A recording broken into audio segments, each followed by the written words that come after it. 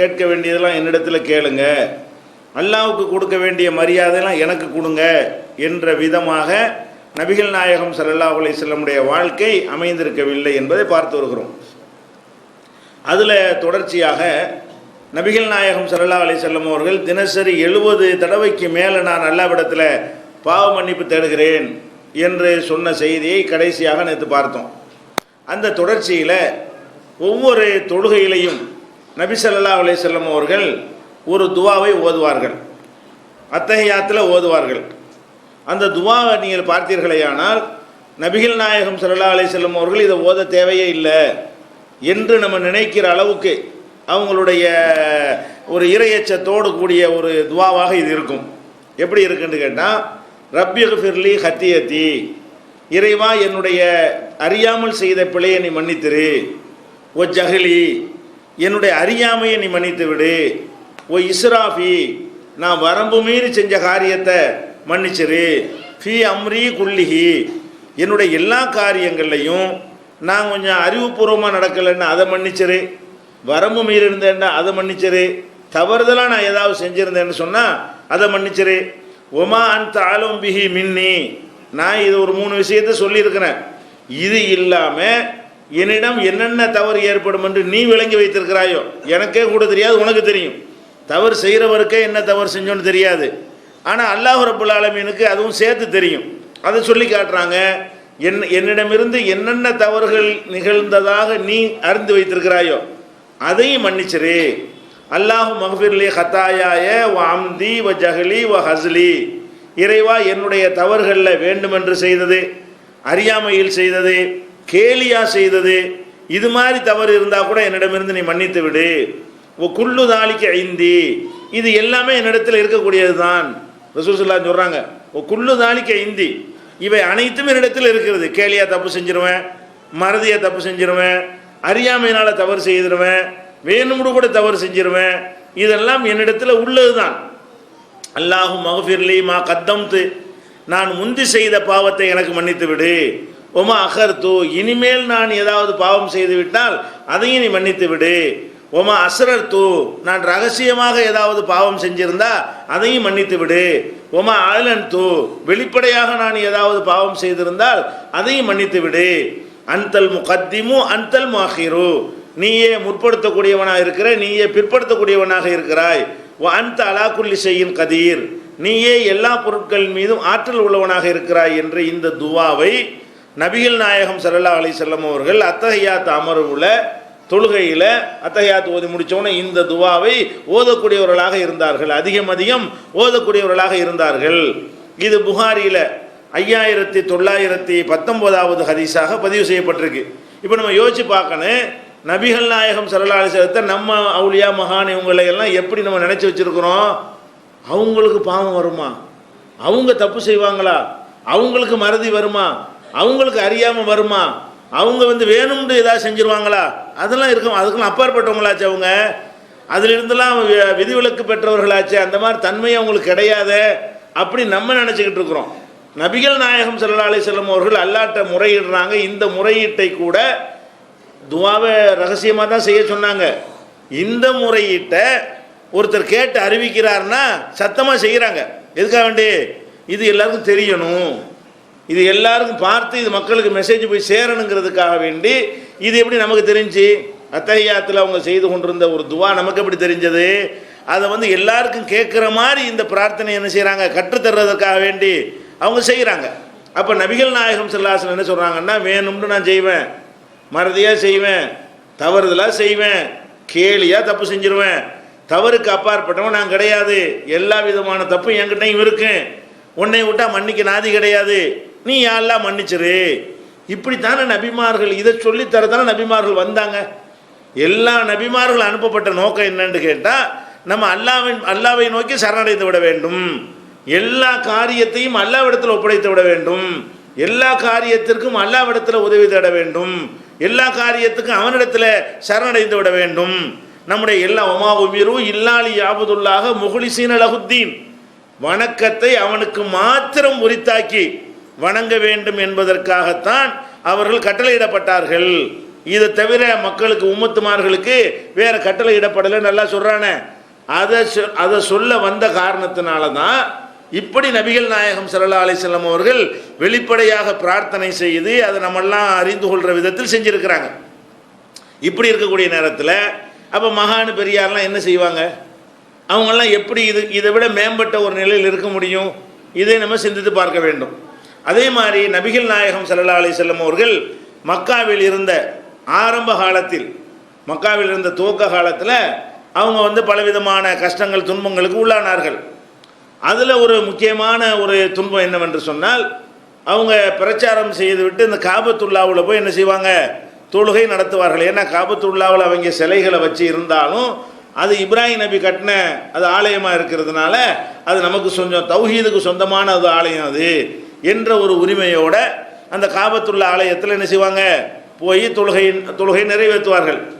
இந்த தொழுகை நிறைவேற்றும் பொழுது சஜிதாவில் அவங்க விழுகிற வரைக்கும் ஒரு கூட்டம் வெயிட் பண்ணிகிட்டு இருக்கிறாங்க. முன்னாடி ஒரு பிளான் பண்ணிக்கிட்டு இவரை இன்னைக்கு ஒரு வழி பண்ணணும். இது வரைக்கும் அவர் பாட்டுக்கு வர்றாரு, தொழுகிறாரு, போய்கிட்டு இருக்கிறாரு. இன்னைக்கு முகமதுக்கு ஒரு பாடம் கற்பிக்கணும் என்று ஒரு பிளானோட ஒரு கூட்டாங்க உட்கார்ந்துருக்கிறது. நபிகள் நாயகம் ஸல்லல்லாஹு அலைஹி வஸல்லம் சஜிதாவுக்கு போகணும் உடல் பார்த்துக்கிட்டு இருந்து ஏற்கனவே அந்த ஒட்டகத்தினுடைய குடலை ரெடியாக வச்சுருந்தார்கள். ஒட்டகத்தினுடைய குடல்னால் அந்த சாணமெல்லாம் வெளியேற்றப்படாத குடல், காலி குடல் இல்லை. சாணத்தோடு இருக்கிற ஒரு ஆட்டு குடலையே நமக்கு தூக்க முடியாது. அந்த சாணத்தையெல்லாம் காலி பண்ணிட்டா அது வெயிட் கம்மியாக போயிடும். அது உள்ள அந்த மலம்லாம் உள்ளே இருக்கும் பற்றியில் அந்த மாதிரியான ஒரு குடல் ஒரு ஆட்டு குடல், மாட்டு குடல்னால் ரொம்ப பயங்கரமான வெயிட்டாக இருக்கும். ஒட்டக குடல் அதை விட பல மடங்கு ஒரு பாரமாக இருக்கும். அதை ஒரு கூட்டமாக அப்படி ரெடி பண்ணி வச்சு இருந்து அவர் சஜிதாவுக்கு போகும்போது கவனிக்க மாட்டார். அப்போ தூக்கிக்கொண்டே அப்படி வச்சுருவோம். வேறு வேறு பொருளை வச்சா கூட என்ன செய்யலான்னா அப்படி உலுப்பி விட்டுற முடியும். இது குடலாக இருக்கிறதுனால அப்படி அழகாக சக்குன்னு உட்காந்துரும் தரையில். அது ஒன்றுமே செய்ய முடியாது, அந்த பாரத்தை நிமித்த முடியாது. அப்போ அந்த மாதிரி என்ன செய்கிறாங்க? சஜிதாவில் இருக்கும் பொழுது அதை கொண்டே வச்சிடுறாங்க கழுத்தில். ரசூல் ஸல்லல்லாஹு அலைஹி வஸல்லம் அவர்களுக்கு திமிர முடியலை, எந்திரிக்க முடியலை. அந்த வெயிட்டை தள்ளி விட்டுட்டு அவங்களுக்கு எழுந்திருக்க முடியலை. ஒரு பயங்கரமாக கேலி பண்ணி சிரிக்கிறார்கள். அப்போ தான் இவ்வளோ பேர் பிளான் பண்ணி செஞ்சாங்கிறது தெரிகிறது. அப்போ எல்லாரும் இருந்தவர்களாக என்ன செய்கிறாங்க? இது மாதிரி ரசூல் ஸல்லல்லாஹு அலைஹி வஸல்லம் படுற அவஸ்தையை பார்த்து விட்டு சிரிக்கிறாங்க. சிரித்த உடனே ஃபாத்திமா ரலியல்லாஹு அன்ஹாவுக்கு கேள்விப்பட்டு அங்கேருந்து வர்றாங்கன்னா இப்போ எவ்வளோ நேரம் ஆகிருக்கும்? அதாவது ஸ்பாட்டில் ஒன்று நடந்து அங்கனுக்குள்ளே இருந்து யாரும் அப்புறப்படுத்தி வரமாட்டேங்கிறாங்க. வீட்டில் உள்ளவங்க கேள்விப்பட்டு வர்றதா இருந்தால் இதுக்கு எவ்வளோ டைம் எடுக்கும்? டெலிஃபோன் செல்ஃபோனில் எஸ்எம்எஸ் அனுப்பியிருக்க முடியும். அப்போ இங்கேருந்து யாராவது போய் பார்த்துட்டு வாப்பா இந்த மாதிரி பண்ணிகிட்டு இருக்கிறாங்க, அவங்க எந்திரிக்க முடியாமல் இருக்கிறாங்க என்று சொல்லி அவங்க கேள்விப்பட்டுட்டு அங்கேருந்து புறப்பட்டு வர்றதா இருந்தால் இது அந்தாண்டு பார்த்தாலும் 1 மணி நேரம் ஆகிருக்காது, ஒரு அரை மணி நேரம் கூட ஆகிருக்காது. அப்போ அவ்வளோ ஒரு லாங் டைம், பெரிய நேரம் அவங்க அந்த தலையை நிமித்த முடியாமல் அதாப்போடு இருக்கிறாங்க. அப்போ ஃபாத்திமா ரலியல்லாஹு வந்த பிறகு அவங்களும் தகப்பனாருமா சேர்ந்து அதை புரட்டி விட்டுட்டு அதுக்கப்புறம் ரசூல் ஸல்லல்லாஹு அலைஹி வஸல்லம் அவர்கள் எழுந்து என்ன செய்கிறாங்கன்னு கேட்டால் ஒரு துவா செய்கிறாங்க. எழுந்த உடனே அல்லாஹும்ம அலைக்க பி குரைஷ், அல்லாஹும்ம அலைக்க பி குரைஷ்னு 3 தடவை சொல்கிறாங்க. இறைவா, இந்த குரைஷ் கூட்டத்தை நீ பார்த்துக்க. இந்த மாதிரி அல்லாஹ்வோட உன்னுடைய ஆலயத்தில் வைத்து இந்த மாதிரி தொழுகை செய்யக்கூடிய ஒரு அடியார் நினைஞ்சுறாங்க, இந்த மாதிரி தடுக்கிறாங்க, இவங்களை நீ பார்த்துக்க என்று அவங்க சொல்லிட்டு அதுக்கப்புறம் என்ன செய்கிறாங்கன்னா ஒரு பேர்களை குறிப்பிட்டு பார்த்தா யார் யார் அங்கே நிற்கிறான்னு தெரியுமா இல்லையா? எல்லாம் தெரிஞ்ச மூஞ்சா தானே இருக்கும், உள்ளூர் தானே, அது யார் யாங்கிறது தெரியுமா இல்லையா? பேர்களை சொல்லி என்ன செய்கிறாங்கன்னா அல்லாஹும்ம அலைக்க பி அபிஜஹல், இறைவா அபூஜஹலை நீ பார்த்துக்க. அபூஜஹல் அங்கே இருந்திருக்கான்னு விளங்குது. இதை கொண்டாந்து கழுத்தில் வச்ச ஆட்களில் அபூஜஹல் ஒரு ஆள். அல்லாஹும்ம அலைக்க பி உத்துபா, உத்துபாவை நீ பார்த்துக்கொள். உத்துபா பின் ரபியாங்கிற ஒரு ஆள் அந்த முக்கிய லீடர்களில் ஒரு ஆள். இறைவா இவனை நீ பார்த்துக்க. அல்லாஹும்ம அலைக்க வலீத் பின் உத்துபா, அந்த உத்துபாவுடைய மகன் வலீதை நீ பார்த்துக்க. அல்லாஹும்ம அலைக்க உமையா பின் ஹலஃப், உமையா பின் ஹலஃப்ங்கிறவனை நீ பார்த்துக்க. உக்குபா பின் அபி மொய்த் என்பவனை நீ பார்த்துக்க. ஷைபா பின் ரபியா என்பவனை நீ பார்த்துக்கன்னு 6 பேர். இன்னும் ஒரு ஆள் பேரை ரசூலுல்லாஹ் சொன்னாங்க, அதை நான் மறந்துட்டேன் அப்படிங்கிறார். இதை இந்த சம்பவத்தை இப்னு மசூத் ரலியல்லாஹு அன்ஹு அவர்கள் அறிவிக்கிறாங்க. அவர்கள் ஸ்பாட்டில் இருக்கிறாங்க. ஆரம்ப கால முஸ்லீமில் ஒரு ஆள் அப்துல்லா இப்னு மசூத் அவர்கள் ஆரம்ப கால முஸ்லீமில் ஒரு ஆள். ஆனால் அவரே சொல்கிறாரு, நான் போய் அதை அப்புறப்படுத்தலான்னு நினச்சேன், எனக்கு தைரியம் இல்லை. என்னையும் போட்டு அவங்க தாக்கிடுவாங்கன்னு எனக்கு ஒரு பயம் இருந்தது, நான் அதை செஞ்சிருக்கலாமேன்னு இப்போ நினைக்கிறேன்னு சொல்கிறார். நான் ஒரு மௌன சாட்சியாக தான் அதை பார்த்து கொண்டு இருக்க முடிந்தது என்று சொல்லிவிட்டு 7 பேர் எல்லாம் ரசூல் ஸல்லல்லாஹு அலைஹி வஸல்லம் சொன்னார்கள். இந்த 6 பேர் இன்னும் ஒரு ஆள் பேர் அது நான் மறந்து விட்டேன், 7வதாக யாரை சொன்னார்கள் என்பது எனக்கு ஞாபகத்தில் இல்லை என்று இப்னு மசூத் சொல்கிறாங்க. இதுக்கப்புறம் இதை சொன்ன உடனே அவங்களுக்கே ஒரு பயம் ஏற்பட்டு போச்சு. ஏன் பயம் ஏற்பட்டு போச்சுன்னா, அவங்க அன்னத் தாவத்த ஃபீ தாலிக்கல் பலதி முஸ்தஜாபா, இந்த ஊரில் இந்த இடத்துல கேட்குற துவா உடனே ஏற்றுக்கொள்ளப்படும் என்ற ஒரு நம்பிக்கை வச்சுருந்தாங்க. இந்த மாதிரி ஏதாவது நம்ம திருப்பி நம்மளை திட்டுவார்னு பார்த்தா அல்லாட்ட போய் துவா செஞ்சு விட்டாரு. திருப்பி ஏதாவது அவர் அடிப்பார், திருப்பி ஏதாவது திட்டுவார், போடா முட்டாப்பையிலன்னு சொல்லுவார், அப்படின்னு சொல்ல பேசாமல் எந்திரிச்சு போயிடுவார்னு பார்த்தா இந்த இடத்துல வச்சு ஒரு துவா செஞ்சிட்டாங்களே, நம்மளை பெருசாக பாதிக்குமே என்று அவர்களுக்கு என்ன செஞ்சு அப்போவே ஒரு பயம் ஏற்பட்டது. அது என்று சொல்லி இது ரொம்ப பெரிய கஷ்டமாக இருந்தது அவங்களுக்கு என்று இந்த சம்பவத்தை அறிவிக்கிறாங்க. இதில் உள்ள மேட்ரு என்னன்னு கேட்டால், இப்போ நபிகள் நாயகம் ஸல்லல்லாஹு அலைஹி வஸல்லம் ஒரு மனிதருக்கு செய்கிற கேவலத்திலேயே கேவலம் என்ன, அடிக்கிறது, கல்லை தூக்கி போடுறது, முள்ளை தூக்கி போடுறதுலாம் கேவலம் கிடையாது. இந்த மாதிரியான அசூசையான பொருள்களை அவர் மீது போடுவதற்கு பாருங்கள், அதான் கேவலப்படுத்துவதில் பெரிய கேவலம். ஒரு மனுஷனை அருவாள்னால கையை வெட்டினா கூட அது கேவலம் இல்லை, வலிக்க வேண்டாம் செய்யுமே தவிர மனசு அவ்வளோ வலிக்காது. செருப்பால் அடித்தா அது பெரிய காயமெல்லாம் ஏற்படாது, பயங்கரமாக வலிக்கும், மனசு வலிக்கும். ஒரு சபையில் வச்சு அருவாள்னால வெட்டினான்னு வைங்க, உடம்பு வலிக்குமே தவிர மனசு பெருசாக வலிக்காது. ஒரு சபையில் வச்சு செருப்பால் அடிச்சுவிட்டா, செருப்பால் அடிச்சுட்டாங்கிறது லேசாக தட்டுனா போதும், செருப்பை வச்சு எரிஞ்சா போதும், கூழு முட்டையை வீசினா போதும், சாணி அடித்தா போதும். இதெல்லாம் ஒரு மனிதனை கேவலப்படுத்துவதற்கு உரிய செயலாக உலகத்தில் எல்லாரும் நினைத்து வைத்திருக்கிறார்கள். அவ்வளவு பெரிய ஒரு கேவலத்தை காபத்துல்லாவில் வைத்து அல்லாஹ்வுடைய தூதருக்கு செய்கிறார்கள். அப்போ இவங்க நினைக்கிற மாதிரி ஒரு மந்திரவாதி கை வைக்க முடியாமல் இந்த மாதிரியான ஒரு பெரிய ஒரு சக்தி அல்லாஹ் கொடுத்துருந்தான்னு சொன்னால் அம்புட்டு பேரும் கை வழங்காமல் போயிருக்குமே. அப்படி ஏதாவது நடந்துச்சான்னு கைவிட்டு சிரிக்கிறாங்க.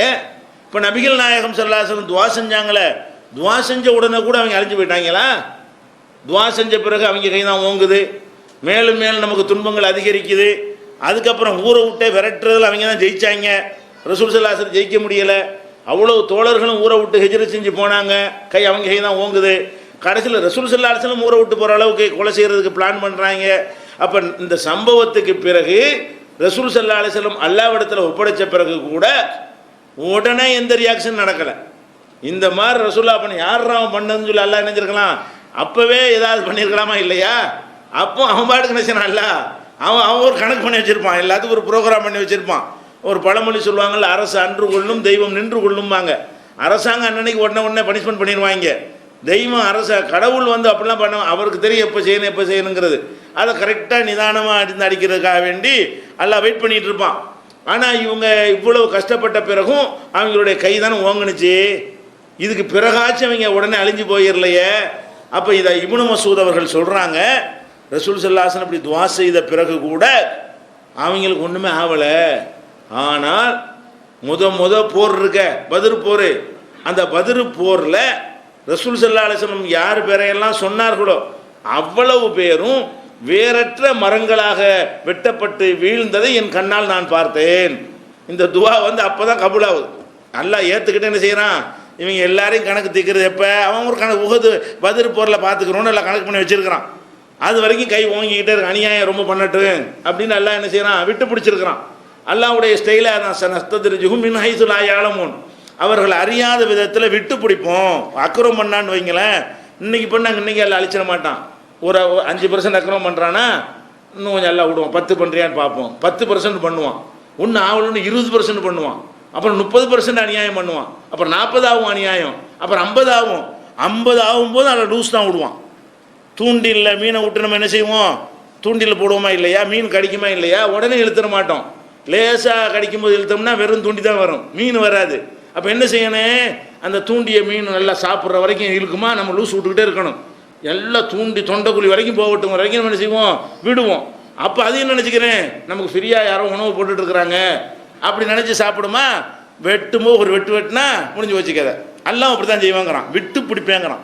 சனஸ்தத்ரிஜுஹும் மின் ஹைஸு லா யஅலமூன், அவர்கள் அறியாத விதத்தில் அவங்களை விட்டு தான் நான் பிடிப்பேன். அது அல்லாஹ்வுடைய ஸ்டைல் அது. அப்போ அந்த மாதிரி என்ன செய்கிறான், அல்லாஹ் இவ்வளவும் பண்ணின பிறகு மேலும் அடிக்கிறான், அவங்கள அடிக்கிறான், விரட்டுறான், சொத்துக்கள்லாம் பறிக்கிறான், கொல்றதுக்கு முயற்சி பண்ணுறான். அவங்க ஓங்கிட்டு நம்ம பயந்துக்கிட்டு ஓடுற மாதிரி நிலைமையெல்லாம் உண்டாகுது. அதெல்லாம் உண்டாகி வசமாக அவன் சிக்கிறதுக்கு ஒரு வியூகத்தை வகுத்துக்கிட்டு அப்போ என்ன செய்வான், ஒரே தட்டா எல்லாம் தட்டி விட்டுருவான். அந்த மாதிரி நடந்ததாக இதை சொல்கிறாங்க. இது புகாரியில் பல இடங்களில் இருக்கிறது. இதில் என்னவெல்லாம் வழங்குறது, அதாவது இறை தூதர்களை கேவலத்திலும் கேவலமாக நடத்த அந்த சமுதாயம் நினைத்தாலும் செஞ்சுவிட முடியும். ஏன், அவர்கள் மனிதர்களாக இருந்தார்கள். மனித சக்தி தான் அவர்களுக்கு இருந்தது. ஒரு மனிதருக்கு என்ன ஆற்றல் இருக்குமோ அதுக்கு மேற்கொண்ட ஒரு ஆற்றல் இல்லை. தன் மீது வைக்கப்பட்ட அந்த குடலை தானா வெளியேற்றுவதற்கு கூட ஆற்றல் இல்லை. தன் மீது அந்த குடல் வைக்கப்பட்டு விட்டது, அதை தானே தன்னுடைய சக்தியை பிரயோகம் பண்ணி அதை கீழே தூக்கி வச்சுட்டு எந்திரிப்பதற்கு கூட என்ன இல்லை, ஆற்றல் இல்லை. பாரமான பொருளை நமக்கு தூக்க முடியலைன்னா சப்போர்ட்டுக்கு ஒரு ஆள் வேணுமோ, அந்த மாதிரி அவர்களுக்கு சப்போர்ட்டுக்கு ஒரு ஆள் வந்த பிறகு, மகள் வந்த பிறகு தான் அதை அப்புறப்படுத்த முடிஞ்சிச்சு என்பதை பார்க்குறோம். உடனே அவங்கள ஒன்றும் செய்ய முடியலைங்கிறத பார்க்குறோம். அவங்க துவா செஞ்ச உடனே கூட உடனே அல்லா பயங்கரமாக ஆக்ஷன் எடுத்த மாதிரியும் காணா. இப்போ சாம எல்லாம் இருக்கிற மாதிரி தான் தெரியுது பார்த்தா. அப்போ இதெல்லாம் எதுக்காக வேண்டிய எல்லாம் இப்படிலாம் செஞ்சு காட்டுறான். அவங்க மனிதருங்கிறத ப்ரூவ் பண்ணுறாம்மா. கொள்கையை ஏற்றுக்க, என்னையை வணங்குறதுக்கு சொல்லித்தரக்கு தான் அவர் வந்திருக்கிறாரு. அவரை கடவுளாக்கி கொள்வதற்கு வரவே இல்லை, என்னை வணங்க சொல்கிறாரு. அப்படிங்கிறத காட்டுறதுக்காகத்தான் எல்லாம் என்ன செய்கிறான். இது மாதிரியான சம்பவங்கள்லாம் இல்லாட்டி எல்லாம் நடத்தாமல் இருக்கலாம்ல. அல்லாஹ் நினைச்சான்னு சொன்னால் ரசூல்லா மேலே கை வச்சவனை அவன் அவங்களுக்குள்ளே மண்டை போடுற மாதிரி செய்கிற பெரிய விஷயமா? அப்படி எல்லாம் செஞ்சான்னா அவங்கள கடவுளாக்கிடுவாங்க. அந்த மாதிரிலாம் நபிமார்களுக்கு அப்படி நடந்துருச்சுன்னு சொன்னால் உடனே அவங்கள ஒரு சிலையை வச்சு இவர் தான் கடவுளை எவனுமே மறக்க மாட்டான். ஆனால் எதை ஏற்றுக்குருவான்னா முகம்மதை கடவுளாக ஏற்றுக்குருவானே தவிர தௌஹீதா இருக்காது. அது என்ன ஆயிரும், அது அந்த கடவுளுக்கு இந்த கடவுளாக இருந்துட்டு அப்படி தான் ஆயிருமே தவிர ஏகத்துவ நிலை வருமா? அவங்க மனிதராகவே இருந்தால் மட்டும்தான் அல்லாவின் பக்கம் திருப்ப முடியும். அவங்க அல்லாஹ்வுடைய ஆற்றல் பெற்றவர்களாக இருந்து விட்டார்களே ஆனால் மக்கள் நிறைய சேர்ந்திருப்பார்கள். ஆனால் எப்படிப்பட்ட மக்களாக இருப்பார்கள்? முகமது ஸல்லல்லாஹு அலைஹி வஸல்லத்தையும் மற்ற நபிமார்களையும் கடவுள் நிலையில் வைத்த மக்கள் தான் உருவாகி இருப்பார்களே தவிர அல்லாஹ்வை மாத்திரம் வணங்கக்கூடிய மக்கள் உருவாக மாட்டார்கள்.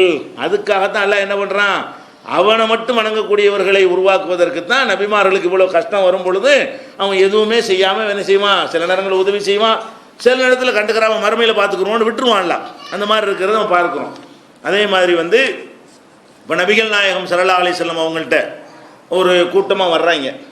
மதீனாவுக்கு போன பிறகு என்ன பண்ணுறாங்கன்னு கேட்டால், நாங்கள் இஸ்லாத்துக்கு வர்றோம், இஸ்லாத்தில் வர்றதா இருந்தால் எங்களுக்கு சில அதிசயங்கள் நீ செஞ்சு காட்டணும், இஸ்லாத்துக்கு நாங்கள் வர்றதா இருந்தால் நாங்கள் சில ஒரு பட்டியல் தருவோம், அவ்வளவும் செய்ய வேணாம், ஏதாச்சும் ஒன்று செய்.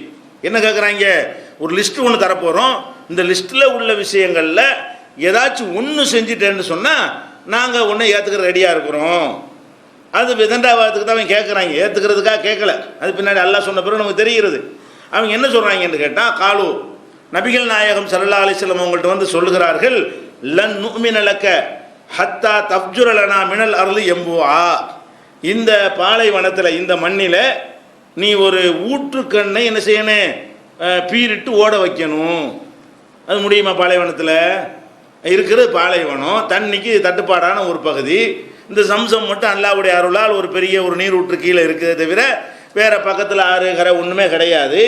அப்போ அந்த மாதிரியான ஒரு இடத்துல அவன் என்னத்தை கேட்குறான்னு கேட்டால், நீ தூதருங்கிறீல, நீ ஒரு உண்மையான மார்க்கங்கிறீல, நான் ஏற்றுக்கிறேன், ஆனால் அதுக்கு ப்ரூஃப் என்ன செய்யணும், எங்களுக்கு இந்த மண்ணில் ஒரு நீரூற்று பீரிட்டு அடிக்க வேண்டும், அதை உண்டாக்கி காட்டு. அவு தக்கூனலக்க ஜன்னத்தும் மின் நஹீலின் வ ஐனபின், அல்லது உனக்கு சாப்பாடு கஷ்டப்பட்டுட்டு இருக்கிற, குடிசையில் வாழ்ந்துக்கிட்டு இருக்கிற. மக்காவில் இருக்கும் வசதியாக இருந்தாங்க, இப்போ மதீனாவில் இருக்கும்போது எப்படி இருக்கிறாங்க, ரொம்ப ஒரு குடிசையில் வாழ்ந்து கொண்டு சிரமப்பட்டுக்கிட்டு இருக்கிறாங்க. அவங்கள்ட்ட வந்துக்கிட்டு கேட்குறான், அல்லது உனக்கு பேரீச்சை திராட்சை தோட்டங்கள் இருக்க வேண்டும். பணக்காரங்களுக்கெல்லாம் இருக்குல்ல, எத்தனை செல்வந்தர்களுக்கு அந்த மாதிரிலாம் இருக்குதுல்ல, அது மாதிரி நீ இல்லை, நீ தூதருங்கிற, நீ சாப்பாடு கஷ்டப்படுற, அவனுக்கு இருக்கிற தோட்டம் உனக்கு இல்லை, எங்களுக்கு இருக்கிற வசதிகள் உனக்கு இல்லை, அப்புறம் நீ அல்லாஹ்வுடைய தூதருங்கிற கேட்குறாங்க. அப்போ இதை உண்டாக்கி காட்டு. நாளைக்கு பார்த்தா உனக்கு என்ன இருக்கணும், பேரிச்சம் தோட்டமாக இருக்க வேண்டும், திராட்சை தோட்டமாக இருக்க வேண்டும். ஃபத்து ஃபஜ்ஜிரல் அன்ஹார ஹிலாலஹா தஃப்ஜீரா, அந்த பேரிச்சை திராட்சைக்கு இந்த மத்தியில் ஆறு ஓட வேண்டும். பேரிச்சண்டை ஏதாவது பாலைவனம் தானே, 10 மரத்தை நட்டி காட்டிடுவேன், அது பத்தாது. ஏன்னா மஸ்ஜித் நபி அவ்வளோ பெரிய இடமா இருக்கிறது, மரத்தை நட்டி காட்டினா அது பத்தாது. என்ன செய்யணும், பேரிச்சை திராட்சை தோட்டம் உனக்கு இருக்கணும், அதுக்கு மத்தியில் என்ன ஓடணும்? ஆறு ஓடணும். ஆறு ஓடுமாங்க பாலைவனத்தில்? ஆறு ஓடணும். அதையும் பாலைவனமாக இருக்குது. அங்கே கேட்குறாங்க, நீங்கள் இறை தூதருங்கிறீங்கள, அப்போ நீ செஞ்சு காட்ட வேண்டியானு சொன்னால் ஆயிருமா இல்லையா? அது மாதிரி செஞ்சு காட்டு, நாங்கள் இஸ்லாத்துக்கு வந்துடுறோம். இது இது ரெண்டையும் செஞ்சு காட்ட சொல்ல அல்லதுங்கிறாங்க. ஒன்று அதை செய்யி. எதை செய்யணும்?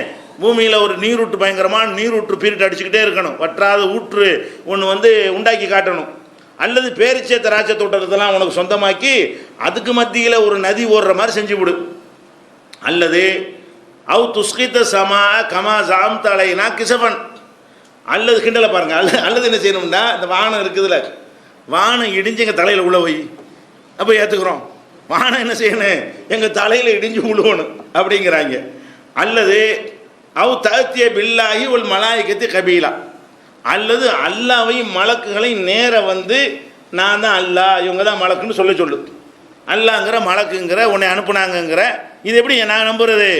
அல்லது என்ன செய்யணும்? இப்படியாவது செய்ய. ஒன்று இந்த மாதிரி அற்புதங்களை செஞ்சு காட்டு, இல்லைன்னா என்ன செய்ய, எங்களை தண்டிச்சு காட்டு, வானத்தை இடிஞ்சு உள்ள செஞ்சு எங்களுக்கு காயத்தை ஏற்படுத்தினீங்கன்னா இவர் தூதர் தான், சொன்னபடி செஞ்சுட்டாரு அப்படின்னு நாங்கள் நினச்சிக்கிடுவோம்.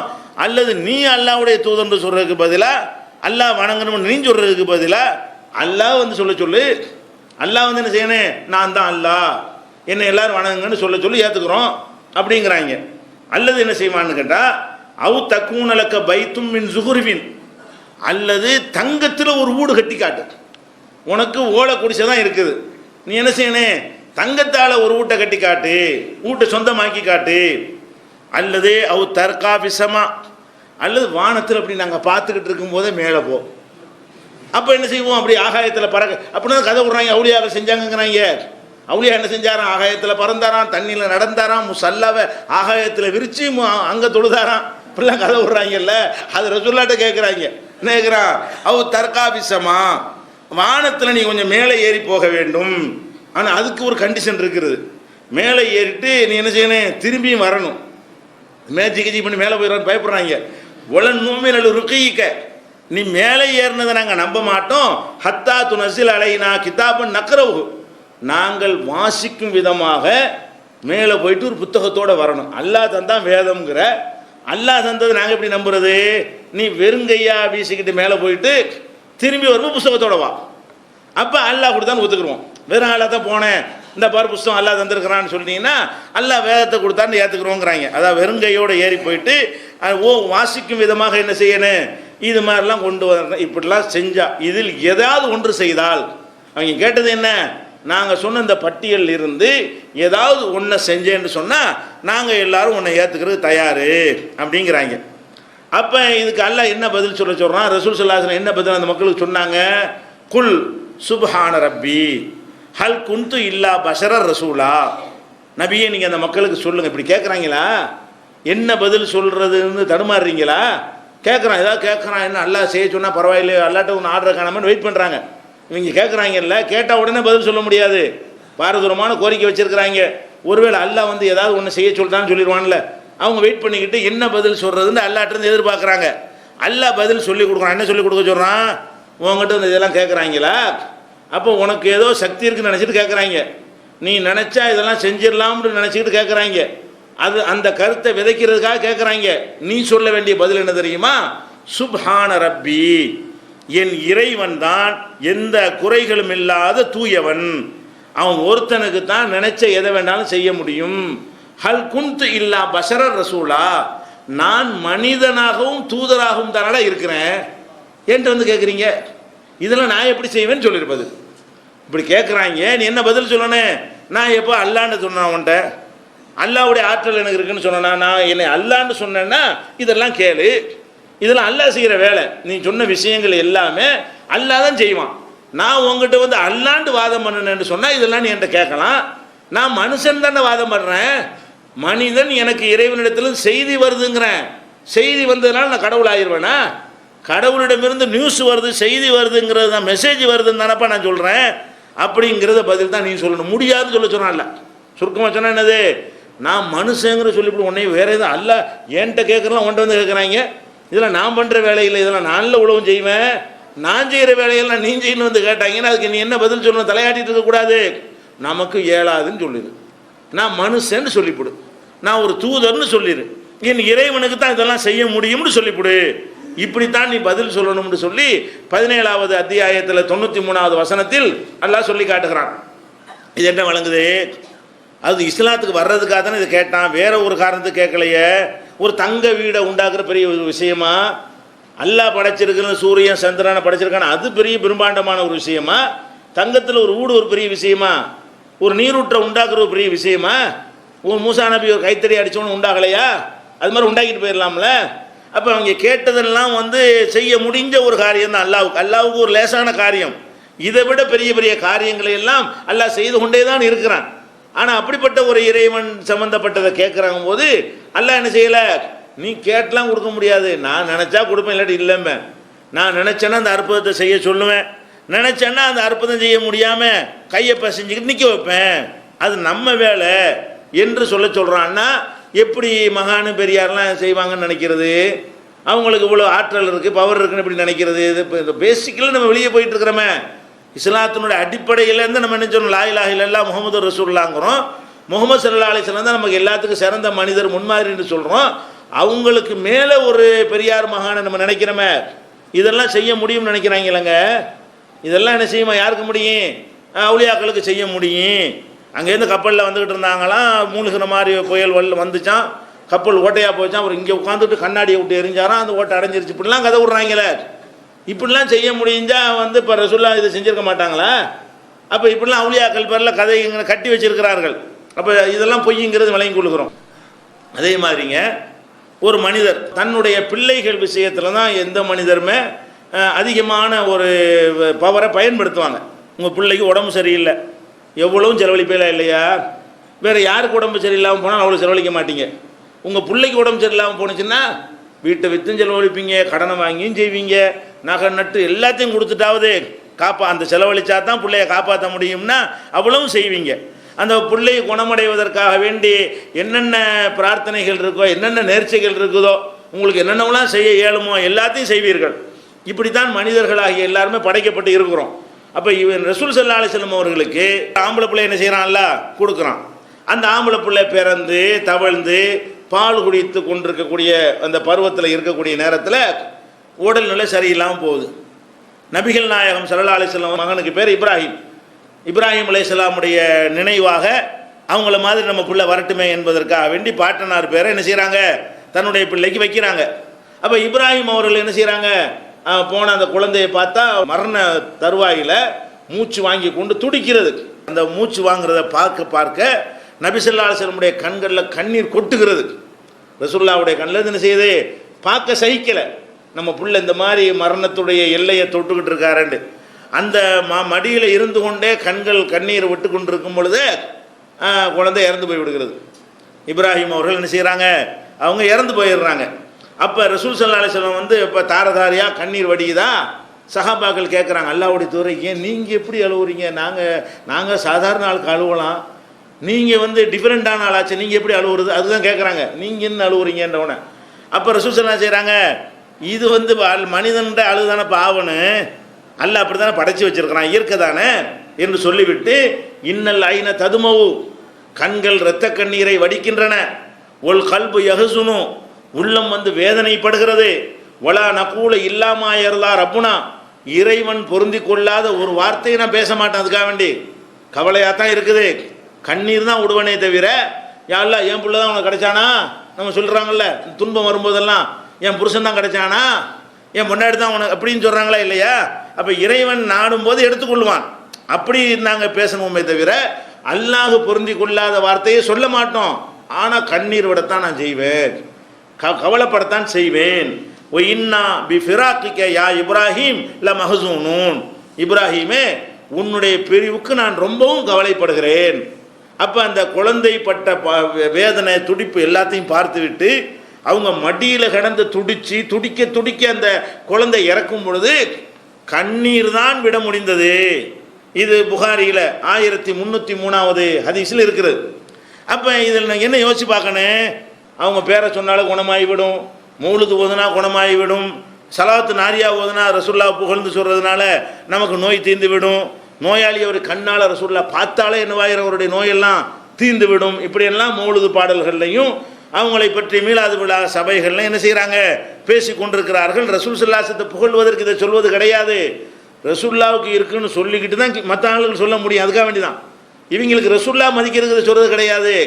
ரசூல் ஸல்லல்லாஹு ஒரு 100 சொல்லிட்டோம்னா ஒரு 95 இவருக்கு கொடுத்துக்கலாம். அதுக்காக வேண்டி தான் 95 அப்துல் காதர் ஜிலானி, அந்த சாவுல மீது, அஜ்மீர் காஜா, ஏர்வாடி இப்ராஹிம் இவங்களுக்கெல்லாம் கொடுக்குறதா இருந்தால் என்ன செய்யணும், ரசூல்லாவுக்கு இருந்ததாக ஒரு பில்டப் கொடுக்கணும்.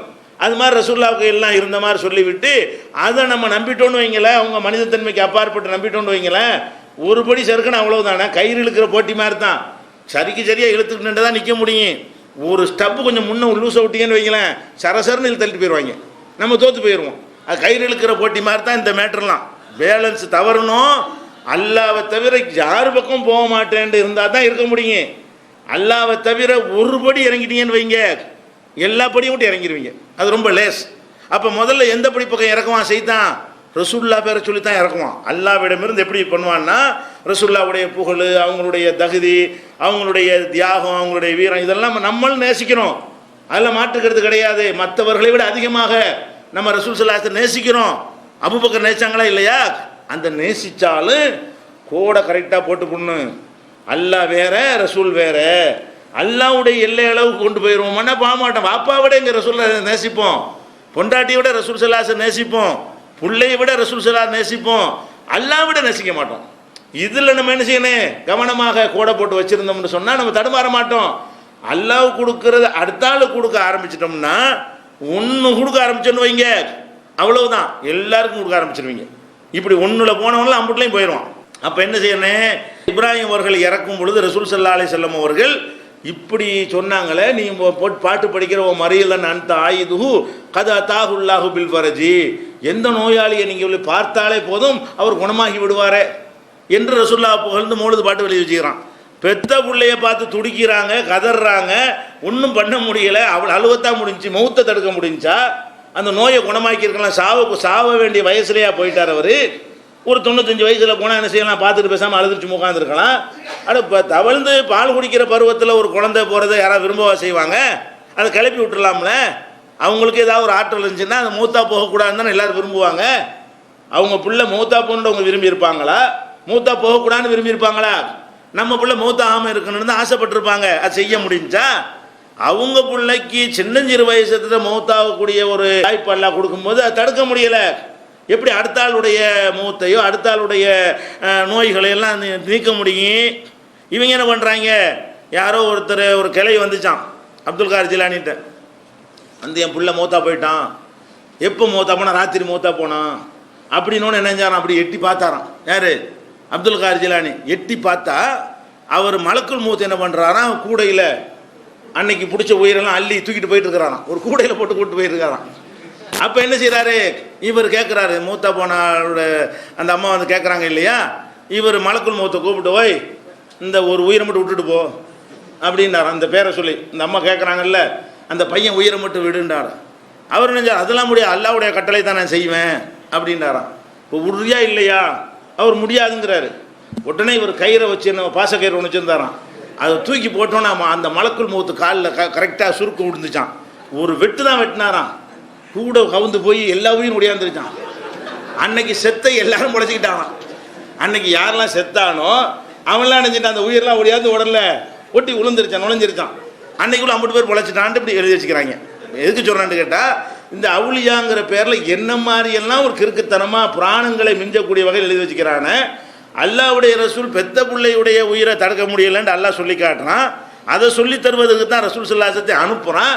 அந்த மார்க்கத்தில் இப்படி கதையா, இப்படி சொன்னால் நம்ம நம்புறதா, இப்படி சொன்னால் நம்ம கேட்டுட்டு அதை சிரிக்கலாமா, கோவமில் வரணும், என்ன கிடையாது, அல்லாவோட விளையாடுறீங்க, அல்லாண்ட யார் உங்களுக்கு கிள்ளுக்கிறையா போச்சான்னு கேட்கணுமா இல்லையா? இதை வந்து பள்ளிவாசலில் பயான் பண்ணுறான், மீலாது பண்ணுறான், பொது சபையில் பண்ணுறான். கொஞ்சம் கூட வெக்கம் இல்லாமல் இந்த சமுதாயம் அல்லாவை பற்றி அச்சம் இல்லாமல் கேட்டு ரசிக்கிட்டு இருக்கிறாங்களே. அப்போ இந்த சம்பவங்கள்லாம் நம்ம எங்கே போய் வைக்கிறது, இந்த ரசூல் ஸல்லல்லாஹு அலைஹி வஸல்லம் வாழ்க்கையில் சம்மந்தப்பட்டதெல்லாம். அப்போ இதை பார்க்கும் பொழுது ரொம்ப ஓவராக போய் கொண்டிருக்கிறார்கள், நமக்கு விளங்குறது. அதே மாதிரி இது வந்து மகனுடைய விஷயமாயிடுச்சா. இன்னொரு சம்பவம் நடக்குது. அவங்க மகள் வந்து ஜைனப் இருக்காங்க இல்லையா, மூத்த மகள் வந்து ஜைனபுக்கு ஒரு மகன், ரசூலுல்லாஹ்வுக்கு பேரன். ஜைனபுக்கு ஒரு மகன் இருந்து அந்த மகன் வந்து உடம்பு சரியில்லாமல் ரொம்ப பாதிப்பாக இருக்கார், சக்கராத்து நிலை அடைஞ்சிட்டாருன்னு சொல்லி ரசூல் ஸல்லல்லாஹு தகவல் அனுப்புகிறாங்க. மதீனாவில் இருக்கும்போது நடக்கிறது. ரசூலுல்லாஹ்க்கு தகவல் அனுப்பி உடனே நீங்கள் வரணும், இப்போ பிள்ளையுடைய கண்டிஷன் சரியில்லாமல் இருக்குது, நீங்கள் உடனே வரணும்னு சொல்லி மகள் என்ன செய்கிறாங்க, தகப்பனாருக்கு உடனே வர சொல்லி அனுப்புகிறாங்க. அப்போ ரசூல் ஸல்லல்லாஹு அலைஹி வஸல்லம் அவர் என்ன செய்கிறாங்கன்னா உடனே வரல. பேரனுக்கு சீரியஸ் கண்டிஷனாக இருக்குன்னு சொல்லியும் கூட ரசூல் ஸல்லல்லாஹு அலைஹி வஸல்லம் என்ன செய்யலை, உடனே வரல. வராமல் என்ன செய்கிறாங்கன்னு கேட்டால் சொல்லி அனுப்புகிறாங்க, நான் சொன்ன செய்தியை போய் சொல்லு. அவங்க என்ன நினைக்கிறாங்கன்னா ரொம்ப கண்டிஷன் ரொம்ப சீரியஸாக இருக்கிறனால பேரை மௌத்தா போயிடுவான் என்று அவங்களுக்கு எல்லாம் அறிவித்து கொடுத்தானா, அல்லது ஊகத்திலையும் சொல்லலாம்ல. வேற ஆளுக்கு சம்பவமாக இருந்தால் தெரியாது, சொந்த பேரனாக இருக்கும் பொழுது அவர் நேற்று எப்படி இருந்தார், இன்றைக்கி எப்படி இருக்கார், என்ன கண்டிஷனில் நம்ம விட்டுட்டு வந்தோம், அதை வச்சு என்ன செய்யலாம், இது இழுக்கும் இது இழுக்காதுங்கிறது தெரியும். அந்த மாதிரி ஊகித்து கூட என்ன செய்யலாம், அவர் மரணித்து வர அளவுக்கு வந்துட்டாருனால தெரியுது, இனிமேல் அவர் பிழைக்க மாட்டார்னு சொல்லி நினச்சிருக்கலாம். வகையில் கூட எல்லாம் நினைஞ்சிருக்கலாம், அறிவிச்சும் கொடுத்துருக்கலாம். என்ன சொல்லி அனுப்புகிறாங்கன்னு கேட்டால், இன்னலில்லாஹி மா அகத, நான் சொன்னதை போய் என் மகள்கிட்ட சொல்லு, ஜெயினப்பிட்ட சொல்லு. ஒரு ஆள்கிட்ட அவங்கள கூப்பிட விட்டாங்கன்னா அவங்க தான் போகாமல் என்ன செய்கிறாங்க, ஒரு தூதர் அனுப்பி விட்றாங்க ஒரு ஆளை. என்ன மெசேஜ் சொல்லி விட்றாங்க, இன்னலில்லாஹி மா அகத, எடுத்துக்கொண்டால் அது அல்லாஹ்வுக்கு சொந்தம். அவன் எடுத்துக்கிட்டான்னு சொன்னால் நம்ம விட்டு பிள்ளையாது, அல்லாஹ் கொடுத்தான், அல்லாஹ் எடுத்துக்கிட்டான், அவன் எடுத்துக்கொள்கிற உரிமை அவனுக்கு இருக்கிறது. உலகுமா ஆழ்த்தா, அவன் எதை கொடுத்தானோ அதுவும் அவனுக்கு உரியது தான், எதை எடுத்துக்கொண்டானோ அதுவும் அவனுக்கு சொந்தம் தான். அல்ல எடுக்காமல் நமக்கு தந்துட்டான்னு வைங்க, அது மட்டும் நம்ம இதா, நமக்கு ஒரு பிள்ளையை தந்துட்டா நம்ம பிள்ளையாது, அவனுக்கு சொந்தம். அது அவன் கொடுத்ததும் அவனுக்கு உரியது தான், அவன் எடுத்ததும் அவனுக்கு உரியது தான். இந்த பாடத்தை முதல்ல என் மகளுக்கு போய் என்ன செய்யுங்க சொல்லுங்க. குல்லுன் இலா அஜலி முசம்மா, எல்லாமே நிர்ணயித்த டைம் டேபிள் எல்லாம் போட்டு விட்டான். இது போகணுண்டா போகத்தான் செய்யும், பொழைக்கணுன்னா பொழைச்சி தான் செய்யணும். அந்த டயத்தை யார் போய் நாமே மாற்ற முடியுமா? அல்லாஹ்வுடைய ரசூலுங்கிறதுனால இன்னைக்கு மௌத்தா போகணுன்னு எல்லாம் எழுதி வச்சிருந்தான்னு சொன்னால் மௌத்தை தான் போவான். நான் போயிட்டு யாரெல்லாம் எப்படி என் பேரனை வந்து நீ மௌத்தாக்குன்னு கேட்க இயலுமா எனக்கு? குல்லுன் இலா அஜலி முசம்மா, அனைத்துமே டைம் நிர்ணயிக்கப்பட்டதாக, காலம் நிர்ணயிக்கப்பட்டதாக இருக்கிறது.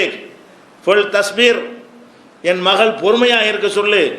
ஒல் தகத்தசீப், அவன் வந்து இதற்கான நன்மை அல்லாஹ்விடத்தில் எதிர்பார்க்க சொல்லு.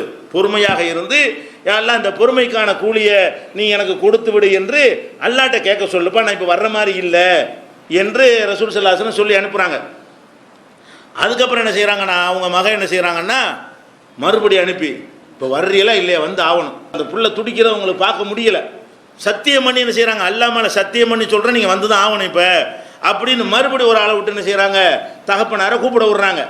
உடனே ரசூல் ஸல்லல்லாஹு அலைஹி வஸல்லம் அவர்கள் இவ்வளோ கூப்பிட்றாங்களேன்னு என்ன செய்கிறாங்க, வர்றாங்க.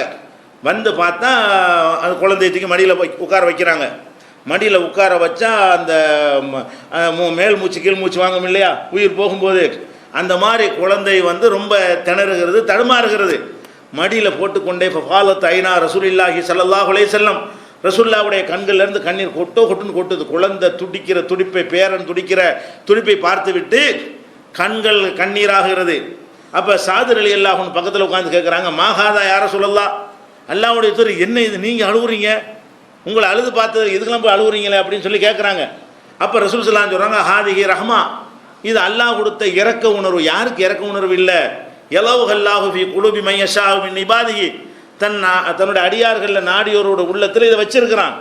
இந்த மாதிரி தன்மை உள்ள இருக்கிறவர்கள்லாம் அழுவத்தான் செய்வார்கள். இறக்க குணம்னு ஒன்று இருந்துச்சுன்னு சொன்னால் என்ன செய்வாங்க, ஒரு பிள்ளை வந்து மரண தருவாயில் இருக்கும் பொழுது அழுக வரத்தான் செய்யும் அப்படின்னு சொல்லி ரசூல் ஸல்லல்லாஹு அலைஹி வஸல்லம் அவர்கள் அதை சொன்னாங்க. கடைசியில் அந்த குழந்தை மூத்தாவும் போயிடுச்சு. அப்போ ஏன் தடுக்க முடியலை, அந்த வேதனையிலேருந்துடா நிப்பாட்ட முடியலை, சும்மா சிரிச்சுக்கிட்டே மூத்த போகிற மாதிரி செஞ்சுருக்கலாம்ல. அந்த குழந்தை துடிக்கிறது இதெல்லாம் வந்து மடியில் போட்டுக்கொண்டு கண்களால் கண்ணீர் கொட்ட முடிஞ்சதே தவிர அவன் நேரத்தை நிர்ணயித்து விட்டால் நமக்கு தடுக்க முடியும் என்று சொல்லித்தான் ஆறுதல் படுத்த முடிஞ்சே தவிர தங்களுடைய பேரனை அவங்களுக்கு ஒன்றும் செய்ய முடியலைன்னா நம்ம என்ன விளங்குறது இதுலேருந்து? எதுக்காண்டி மகனை இந்த மாதிரி ஆக்கி அப்படி பண்ணுறான், பேர பிள்ளைக்கு இந்த மாதிரி ஆக்கி எல்லாம் என்ன செய்கிறான், அது எதுக்கு நமக்கு பண்ணுறான்? அல்லாஹ் நினச்சாண்டா எவனுக்கும் அல்லாஹ் பிள்ளையை கொடுத்துருக்கும் போது அவனை தூக்கி நிப்பாட்டுற அளவுக்கு பேரன் பேத்தி கொள்ளு பேரன் எள்ளு பேரன் வரைக்கும் எல்லாம் கொடுத்து அந்த மாதிரி ஒவ்வொருத்தனுக்கும் வாரிசுகளை கொடுத்துருக்கும் போது அவனுடைய தூதருக்கு கொடுக்குற பெரிய விஷயமா? யார் யாருக்கா இல்லை கொடுக்கத்தானே செய்கிறான், பார்க்கத்தானே செய்கிறீங்க. 5 தலைமுறை 6 தலைமுறையை பார்த்தவங்களாம் எவ்வளோ பேர் இருக்கிறாங்க. அந்த மாதிரிலாம் இருக்கும்போது நம்ம ரசூல் ஆகிவிட்டார்கள் அவங்களுக்கு பிள்ளையும் கொடுப்போம், பேரனையும் பார்க்கட்டும், கொள்ளு பேரனையும் பார்க்கட்டும், எள்ளு பேரனையும் பார்த்துட்டு போகட்டும் என்று கொடுக்காம கொடுத்த ஆம்பளை பிள்ளையும் எல்லாம் எடுத்துக்கிட்டு இப்படி கொடுக்கும் பொழுது இதை எதுக்கு எல்லாம் செய்கிறான்? தண்டிக்கிறதுக்கா? அவங்களுக்கு பனிஷ்மெண்ட்டுக்காக செய்கிறான்? இதெல்லாம் எதுக்கு செய்கிறான்? நான் ஒருத்தன் இருக்கிறேன்னு காட்டுறான், அவ்வளவுதான். நான் நினச்சே செய்வேன். உங்களில் யார் எந்த நபி வழி அதெல்லாம் என்னுடைய அடிமைகளில் சிறந்த அடிமை, அவ்வளவுதான். இருக்கிற அடிமைகள் நான் வசதியான அடிமை, மார்க்கு கூட போடுவேன், அவ்வளவுதானே தவிர முடிவு நான் தான் எடுப்பேன். இதை காட்டுறதுக்கு தானே செய்கிறான். அப்போ அதே மாதிரி அவங்க வரலாறு நீங்கள் பார்த்தீங்கன்னு சொன்னால் 4 பொம்பளை பிள்ளை எல்லாம் கொடுத்தான்ல, யோசிச்சு பாருங்க. ஒரு மனிதருக்கு 4 பொம்பளை பிள்ளை எல்லாம் கொடுக்குறான். 4 பெரிய பிள்ளையாகி பிள்ளையெல்லாம் பெற்று கல்யாணம் பண்ணி கொடுத்து அந்த வயசு வரைக்கும் இருந்தாங்க. ஆனால் 4 பொம்பளை பிள்ளைகளில் 3 பொம்பளை பிள்ளைய ரசூல்லா உயிரோடு இருக்கும்போது மௌத்தா போயிட்டாங்க. ரசூல்லா மௌத்தா போகும்போது 63 வயசு.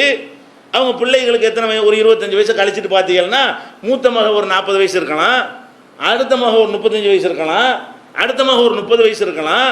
அப்போ எல்லா பொம்பளை பிள்ளைகளுமே அவங்க உயிரோடு இருக்கிறாங்க. ஜெயினபு மௌத்தா போயிடுறாங்க, ரசூல்லா உயிரோடு இருக்கிறாங்க, ருக்கையா மௌத்தா போயிடுறாங்க, ரசூல்லா உயிரோடு இருக்கிறாங்க, உம்மு குல்சும் மௌத்தா போயிடுறாங்க. அப்போ ஒரு மனிதர் அல்லாஹ்வுடைய தூதர் என்று உலகத்தில் போய் சொல்லி கொண்டிருக்கிறார்கள். அவங்களுக்கு ஆம்பளை பிள்ளையை கொடுக்காம பொம்பளை பிள்ளையை கொடுக்குறான். கொடுத்த பொம்பளை பிள்ளைகளையும் அவங்களுக்கு பின்னாடி வாழ்கிற அளவுக்கு, ரசூல்லாவுக்கு பின்னாடி வரைக்கும் எல்லாரும் வாழ்வாங்கல்ல. தகப்பன் முத போவான், பிள்ளைகளை பிந்தி தானே போகும். 1-2 விதிவிலக்காக இருக்கலாம். அதிகமாக எப்படி எல்லாம் ஏற்படுத்தியிருக்கிறான்? முந்தைய தலைமுறை போய்கொண்டே இருக்கும், பிந்திய தலைமுறை வந்துக்கிட்டே இருக்கும். அந்த மாதிரி தானே இருக்கும். அப்போ ரசூலுல்லாஹ்வுடைய கஷ்டமான காலத்தில் அவங்களுக்கு சேவை செய்வதற்கு, பணிவிடை செய்வதற்கெல்லாம் அந்த பிள்ளைகளை உயிரோட வாழ வைக்காம 3 பிள்ளை எடுத்துக்கிட்டானே, அதை போய் தடுக்க முடிஞ்சா? ஏன் 3 பிள்ளைகள் போனால் எப்படி நம்ம வேதனையாக இருக்கும்? நம்ம உயிரோடு இருக்கும் பொழுதே ஒரு முதல் மூத்தா போகுது, 2வது பிள்ளை மூத்தா போகுது, 3வது பிள்ளை மூத்தா போகுது, 4வது பிள்ளையும் கூட அப்போ ஆயிலில் போயிடுது. ஃபாத்திமா ரலியல்லாஹு அன்ஹா கூட என்ன செய்கிறாங்க? ரசூல்லா மூத்தா போய் 6 மாதத்தில் இறந்துறாங்க, தெரியாது ரசூல்லா. அது விஷயம். 3 பொம்பளை பிள்ளை கண்ணு முன்னாடி அவங்க கொண்டு அடக்கம் பண்ணுறாங்களே. ஒரு தகப்பன் 3 பொம்பளை பிள்ளையை அடக்கம் பண்ணும்போது எவ்வளோ பெரிய வேதனையில் துடிப்பான். ஒரு தகப்பனாக இருந்து நினச்சி பாருங்க.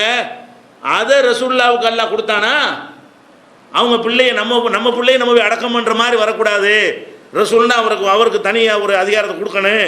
அவர் குடும்ப விஷயத்திலேயாவது அவர் இஷ்டப்படி நடந்துக்கிட்டு, அவர் பேரம்பேத்திகளுக்காவது நல்லபடியாக ஏதாவது செஞ்சுட்டு போகட்டுண்டு அந்த அதிகாரத்தை மட்டும் கொடுக்கலாம்ல. உலகத்தை எல்லாம் காப்பாற்றுற அதிகாரத்தை கொடுக்காட்டா கூட உன் பிள்ளை விஷயமா இந்த உன் நினச்செல்லாம் செஞ்சிக்க, உன் பேரன் விஷயமா அது மட்டும் செஞ்சிக்கன்னு சொல்லி கொடுக்கலாமா இல்லையா?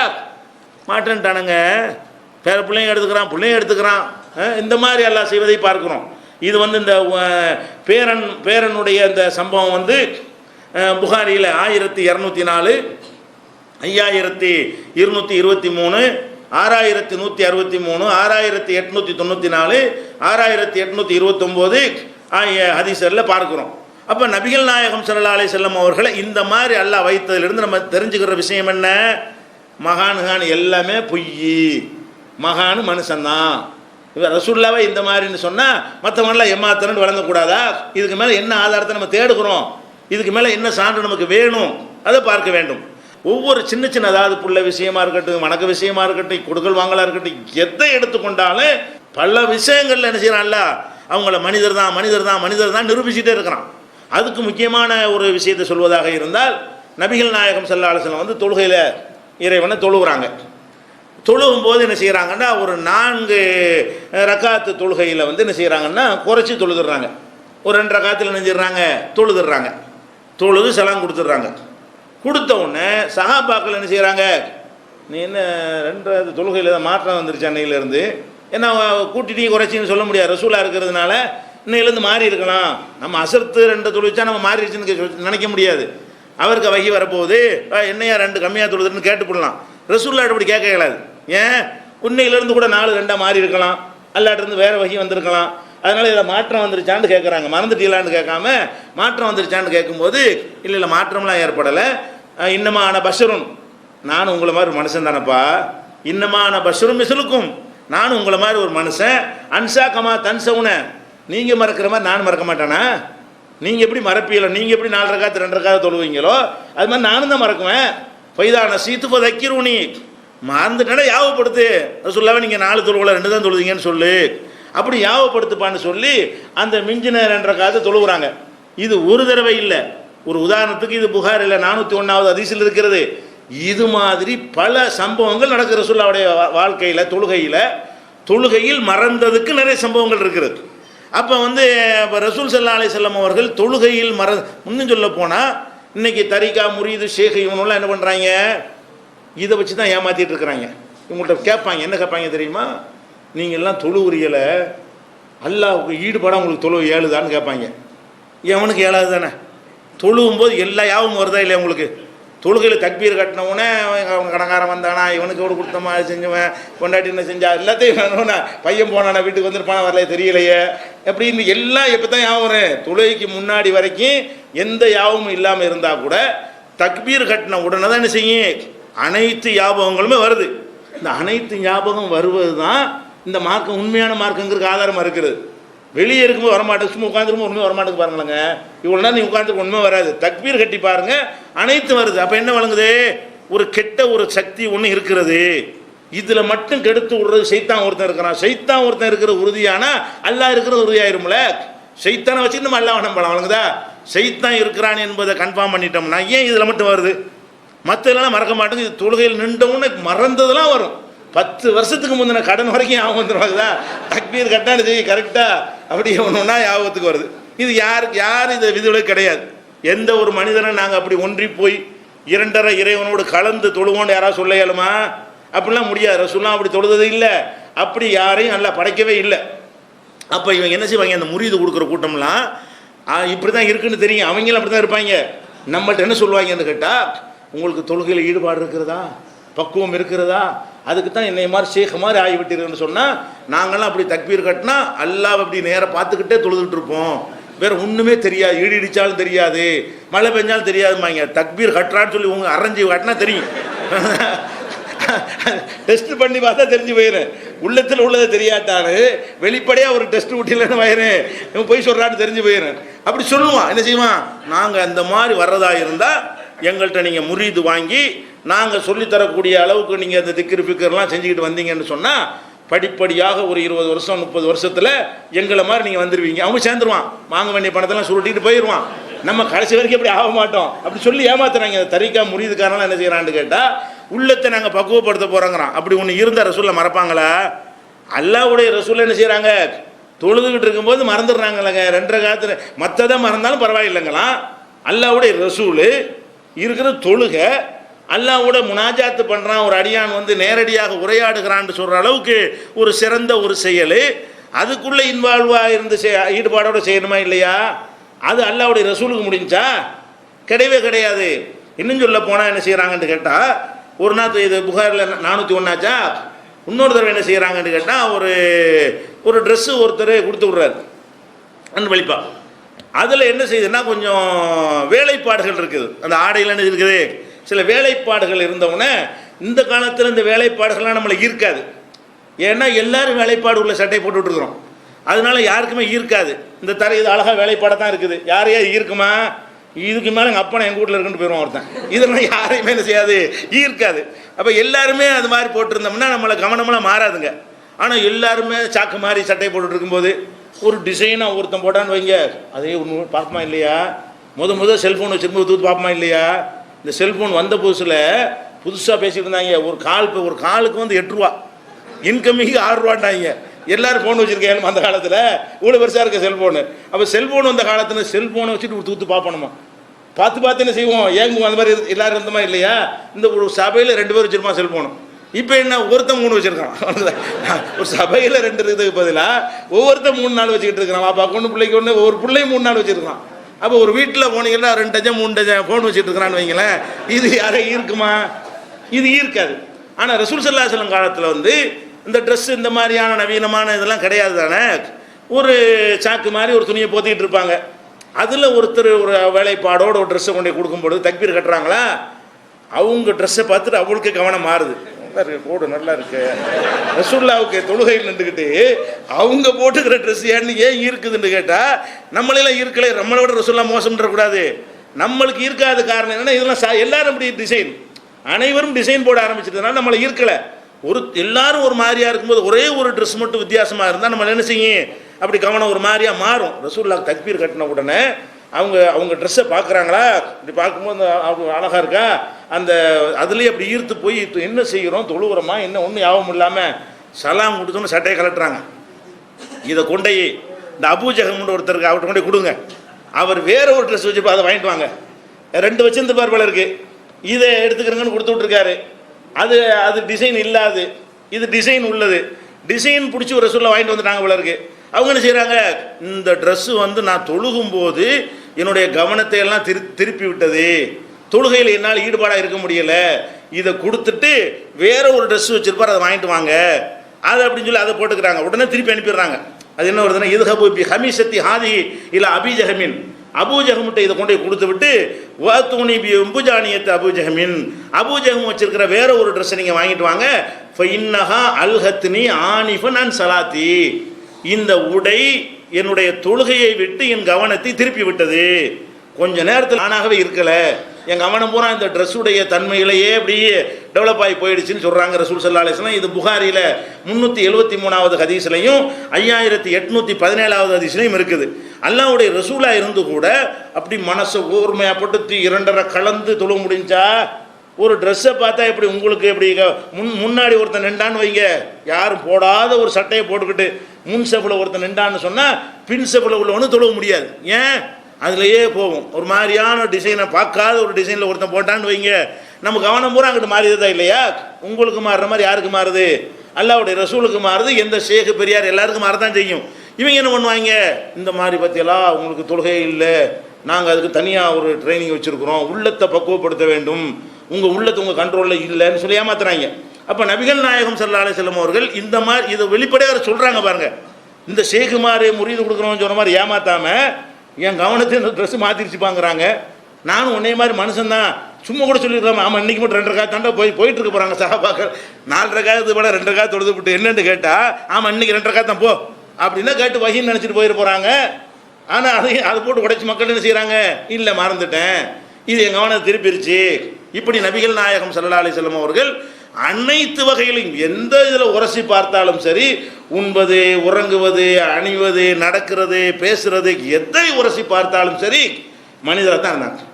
மனுஷத்தன்மைக்கு அப்பாற்பட்ட எந்த ஒரு ஆற்றலும் அவங்களுக்கு என்ன செய்யலை, இருக்கவே இல்லை என்பதற்கு இதெல்லாம் சான்றுகளாக இருக்கிறது. இன்னும் இது குறித்து நிறைய ஆதாரங்கள் இருக்கின்றன. அக்குவேர் அணிவர் நம்ம என்ன செய்யணும், முழுமையாக ஏகத்துவத்தை தெரிந்து கொள்ள வேண்டும் என்பதற்காக தான் இதெல்லாம் விவரமாக சொல்லி கொண்டிருக்கிறோம். இன்ஷா அல்லாஹ் அதை நாளைக்கு பார்க்கலாம்.